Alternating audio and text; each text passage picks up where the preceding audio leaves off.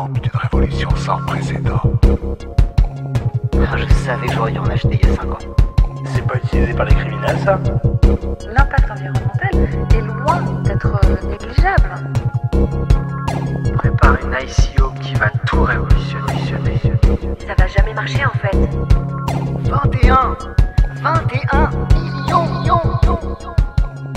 Bienvenue dans 21 millions, l'émission crypto-pédago qui vous raconte l'histoire passionnante et mouvementée du Bitcoin et de la blockchain. Chaque mois, nous vous expliquons simplement en quoi cette révolution est économique, politique et surtout philosophique. Je suis Grégory Raymond, crypto-journaliste pour le magazine Capital. Aujourd'hui, je reçois Brian O'Hagan, marketing manager chez CoinHouse, le premier courtier français en crypto-monnaie.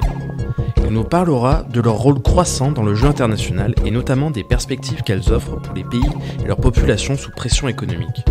Aujourd'hui, on parlera Venezuela, Zimbabwe, Chypre et bien d'autres. Mais ce qui nous intéresse particulièrement se situe en Iran. Brian O'Hagan est un témoin privilégié puisqu'il se trouvait justement là-bas quand les États-Unis ont annoncé le rétablissement des sanctions économiques. Je suis parti en mai. Je suis parti le 6 mai, je me souviens très bien. Je suis parti pour 3 semaines et demie. Je suis rentré le 29 mai. Et donc c'était hyper intéressant parce que le 8 mai, Donald Trump a fait une conférence de presse en annonçant que les États-Unis se retiraient du partenariat sur le nucléaire iranien et qu'il n'y aurait plus de deal et donc il y aurait de nouvelles sanctions contre l'Iran.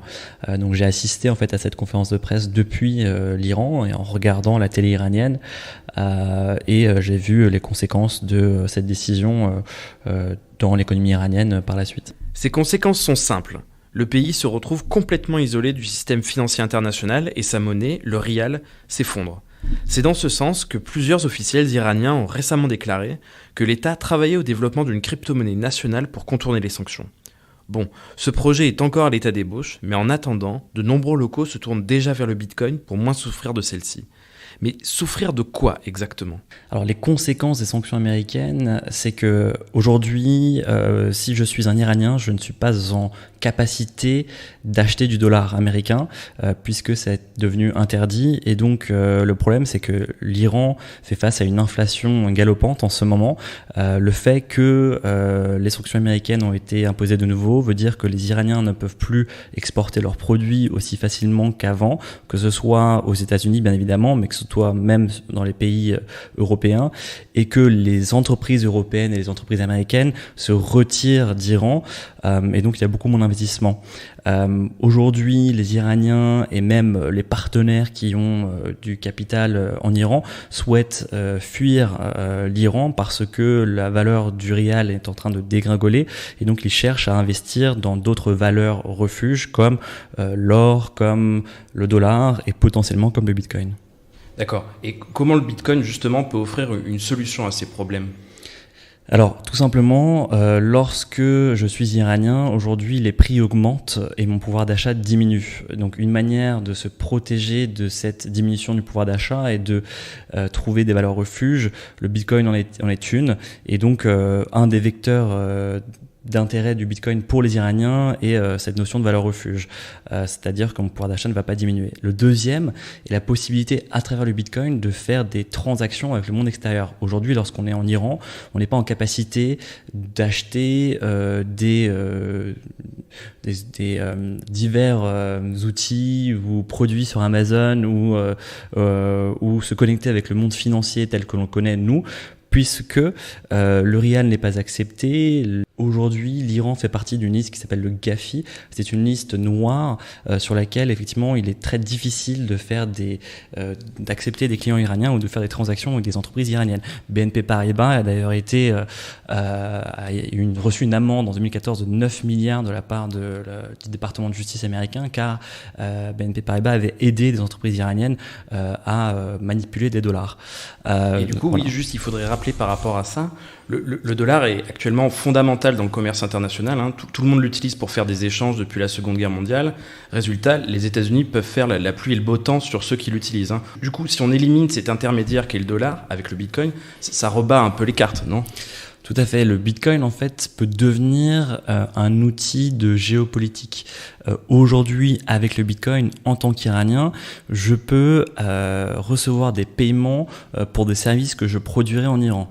Aujourd'hui, en tant qu'Européen, je n'ai pas le droit, ne serait-ce que de faire des transactions en euros en tant qu'entreprise avec l'Iran, car si après je souhaite faire des transactions aux États-Unis, je suis flagué comme une entreprise ayant fait des transactions en Iran, et donc ça pose des problèmes.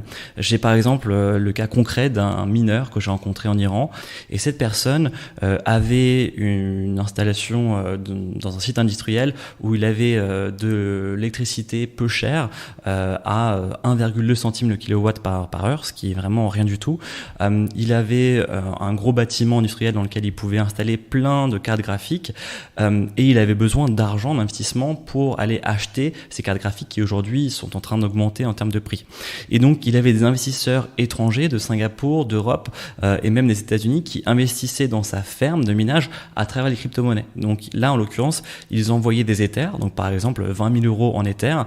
Lorsque notre ami iranien mineur en Iran recevait ces Ethers, il était en capacité d'aller les convertir, et en une demi-heure, il avait l'argent en rial sur son compte en banque avec lequel il pouvait acheter des cartes graphiques dans un supermarché d'ordinateurs là-bas, et donc mettre en place un moyen de miner de l'Ether et donc de créer de l'Ether pour ses clients.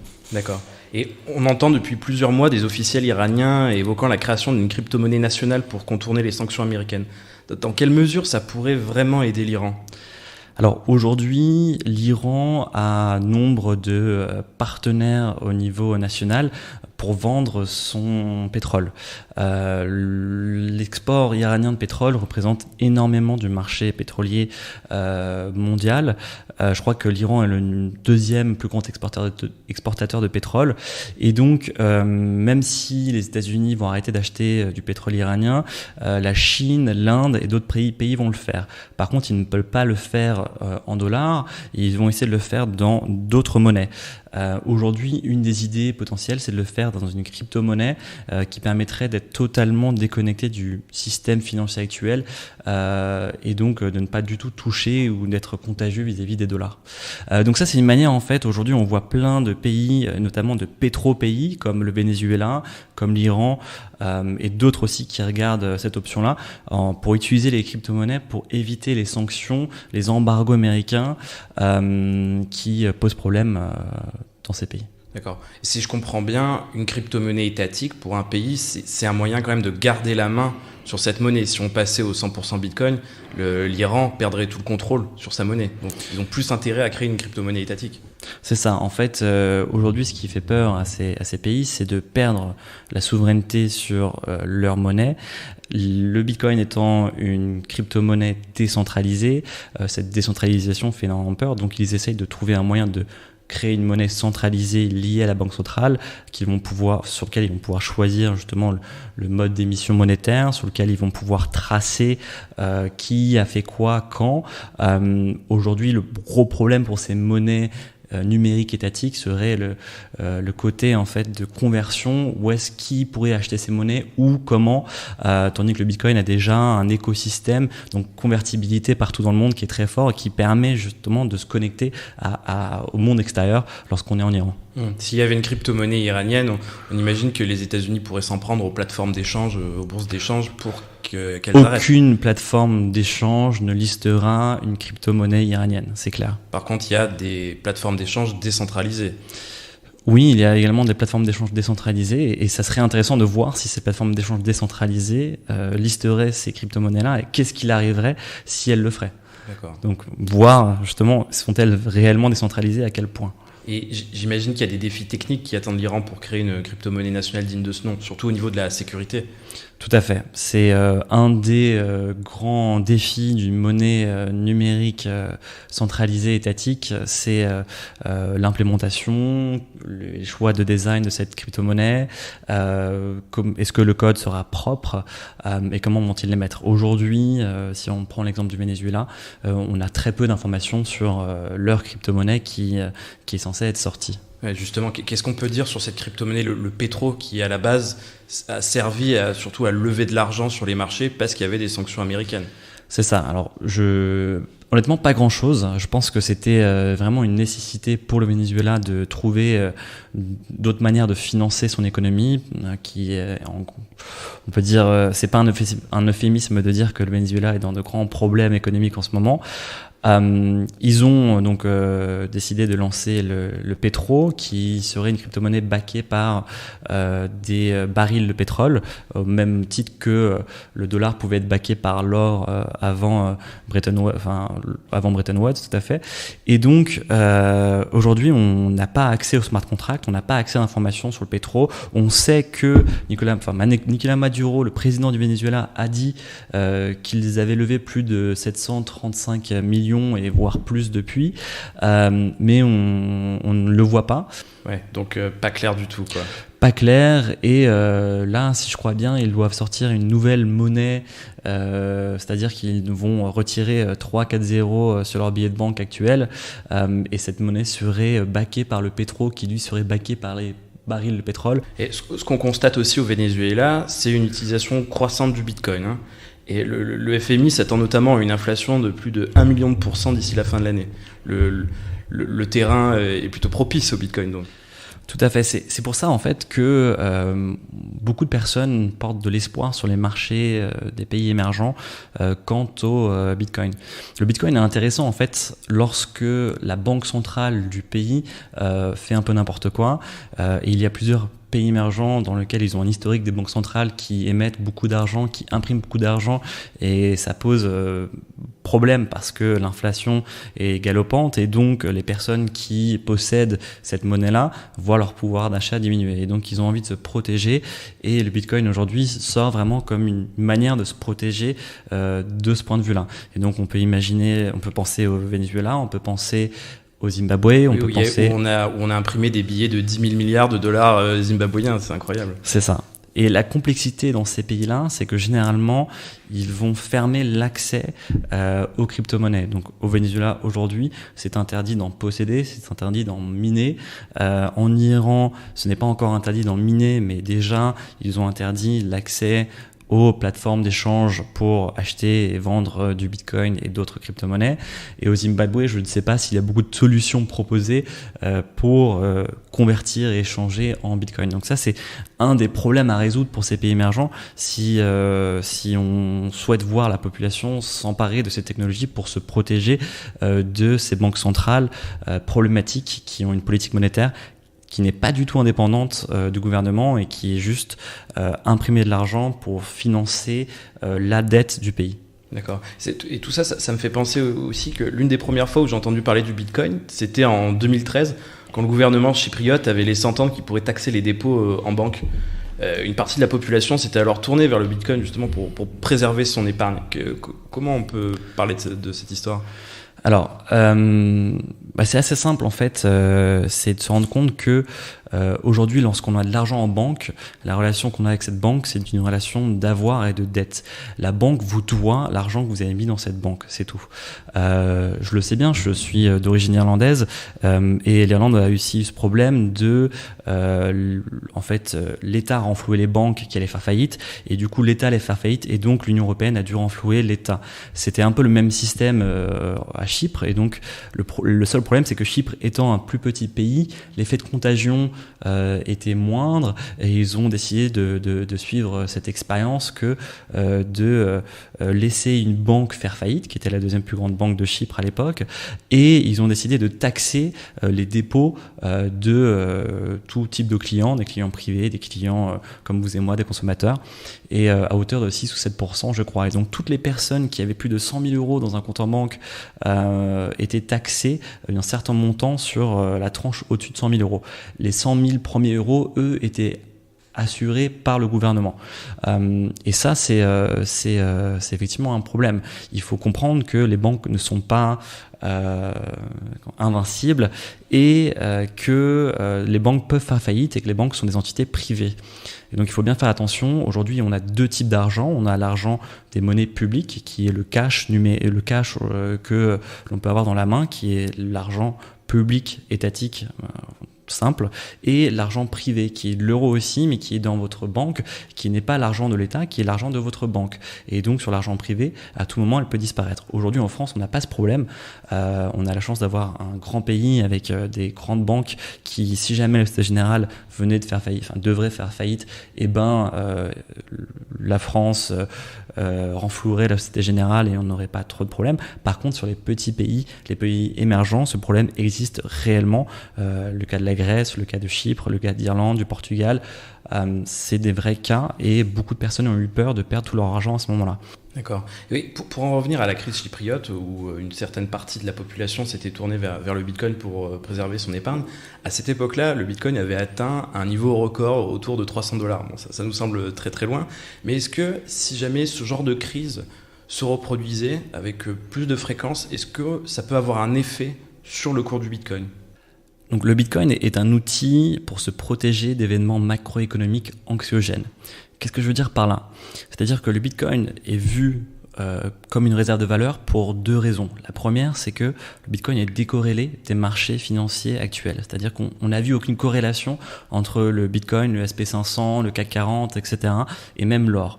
La deuxième chose, c'est que on a vu des choses qui pourraient nous faire penser que le Bitcoin est devenu une réserve de valeur. Par exemple, lorsque Brexit a été voté, Bitcoin est monté de plus de 20%. Lorsque Trump a été élu, Bitcoin est monté de plus de 20%.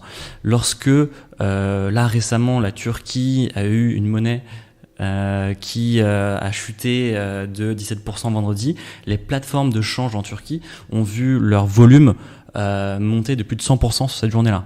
Donc on voit en tout cas clairement des gens qui vont acheter du Bitcoin lorsque ils sont dans une situation économique et monétaire compliquée dans leur pays. Bon, les pays en crise n'ont pas le monopole dans le secteur. On sait par exemple que l'Estonie travaille sur sa propre crypto-monnaie. Est-ce que vous pourriez nous en dire plus sur ce programme ?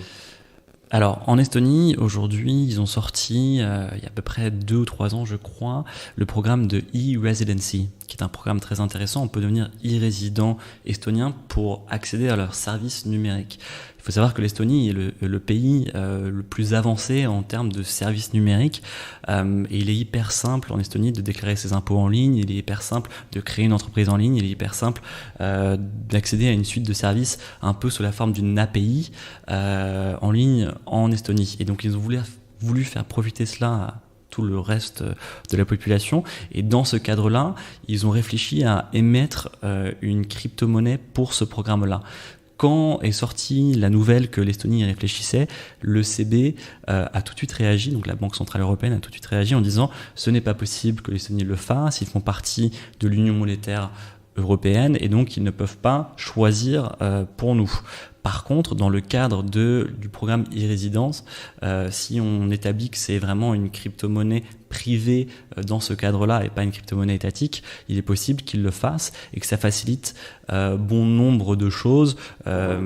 Tracer les paiements, vérifier les signatures, authentifier qui a signé quand, et ça rentrerait dans leur cadre de numérisation de leurs services. Donc oui, c'est très intéressant, et c'est intéressant dans un cadre différent que les pays émergents dont on a parlé, puisque eux pensent à émettre une crypto-monnaie pour ce service-là, et non pas pour éviter des sanctions, mais pour apporter de nouveaux services. Et donc, très intéressant à voir comment ils vont le mettre en place, s'ils le mettent en place, et j'ai hâte d'en savoir plus. Et hors micro tout à l'heure, vous me parliez de monnaie numérique de banque centrale. Donc, est-ce que les banques centrales des grands pays réfléchissent à leur propre crypto-monnaie là ? En fait, les banques centrales, il y a un énorme problème aujourd'hui qui est un peu, en anglais on pourrait dire the elephant in the room, c'est l'éléphant dans la pièce dont on ne parle pas, c'est qui est tout petit mais qu'on ne voit pas, mais qui en fait a un gros problème, c'est que le cash est en train de mourir. Et donc vu que le cash meurt, plus tard, les citoyens, lorsqu'il n'y aura plus du tout de cash, n'auront plus accès à la monnaie publique de banque centrale, mais seulement accès à des monnaies privées de banques commerciales. Et donc on voit une perte de la souveraineté sur l'aspect monétaire, puisque on n'aura plus que accès à des monnaies privées qui seront dénommées en euros, mais qui viendront de banques commerciales. que à cause de cela, la politique monétaire se transmettra seulement par influence des banques commerciales, et donc il n'y aura plus aucun lien entre la politique monétaire et le citoyen. Donc ça pose des problèmes. Donc aujourd'hui, les banques centrales réfléchissent à l'émission d'une monnaie numérique étatique pour ces raisons-là. Il y aurait aussi potentiellement d'autres raisons. Une monnaie numérique étatique permettrait de tracer tous les paiements sur cette monnaie numérique, permettrait également, comme l'exemple de l'Estonie, de créer des services directement sur cette monnaie numérique à travers par exemple une application, et potentiellement pourrait aussi désintermédier les banques commerciales. Donc il y a beaucoup de problèmes parce que cette désintermédiation des banques commerciales ferait en sorte que moi je serais plus intéressé par exemple d'avoir une monnaie numérique étatique qui n'a pas de risque attaché à elle, de faillite, plutôt qu'une monnaie qui vient d'une caisse d'épargne par exemple, ou de n'importe quelle autre banque française, mais qui a un risque de faillite puisque c'est une entité commerciale privée qui peut être amenée à faire faillite si tout le monde décide de retirer son cash de la dite banque et en fait de faire un bank run. Après, je crois que ce n'est pas dans l'intérêt des banques centrales d'ouvrir des comptes en banque pour leurs citoyens, donc il faut trouver un bon moyen de créer cela, et beaucoup de banques centrales y réfléchissent. La Banque d'Angleterre y réfléchit très sérieusement. Aux États-Unis, certaines banques centrales d'État, par exemple la Federal Bank of St. Louis, ont publié un article dessus, de la recherche dessus, en disant que c'était un sujet vraiment intéressant et pertinent pour l'avenir de la politique monétaire. Et on le sait tous que la Chine est en train de réfléchir très sérieusement à cette notion-là, d'autant plus qu'en Chine, sur le côté paiement numérique, ils sont bien plus avancés. Aujourd'hui, beaucoup de gens en Chine payent avec WeChat. Beaucoup de commerçants n'acceptent plus le cash et tout passe par WeChat. Donc on est bien dans un monde de paiement numérique, mais qui est totalement privé. Et qui ne dépend plus de la banque centrale. Et donc c'est une perte de souveraineté de l'État qu'elle souhaiterait récupérer, et donc elle a besoin de réfléchir à tout cela, le Bitcoin et l'avènement du Bitcoin et le fait que le cash est en train de mourir sont deux raisons très fortes pour que les banques centrales réfléchissent à ce sujet. Merci beaucoup Brian. Merci à vous. Merci beaucoup à Brian O'Hagan pour sa participation à 21 millions. Merci également à Ezad qui a composé le générique. Vous pouvez retrouver leurs références et nos précédents épisodes sur SoundCloud et Deezer.